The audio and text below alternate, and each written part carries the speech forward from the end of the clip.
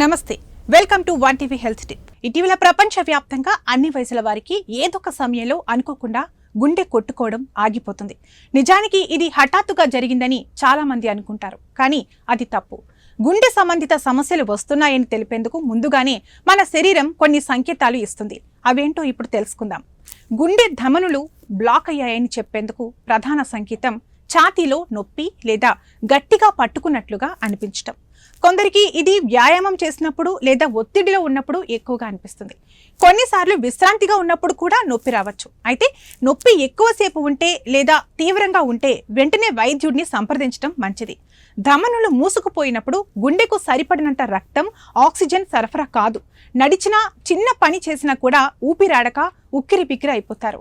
మీకు తరచూ శ్వాస తీసుకోవడం కష్టంగా అనిపిస్తుంటే దీన్ని ఏమాత్రం నిర్లక్ష్యం చేయకూడదు. ఎక్కువ పని చేయకుండానే అలసిపోవడం లేదా బలహీనంగా అనిపించడం కూడా గుండె సమస్యల సూచన కావచ్చు. గుండె ధమనులు బ్లాక్ అయితే శరీరంలోని అవయవాలకు సరైన రక్త ప్రవాహం ఉండదు. దీంతో తేలికపాటి పనులు చేసినా అలసట వేస్తుంది. గుండె సాధారణంగా కొట్టుకోవాలి, కానీ ఒకేసారి గట్టిగా, వేగంగా లేదా అసాధారణంగా కొట్టుకుంటే అది గుండె సమస్యలకు సంకేతంగా భావించాలి. గుండె ధమనులు మూసుకుపోయి రక్త ప్రవాహం తగ్గినప్పుడే ఇలా అవుతుంది.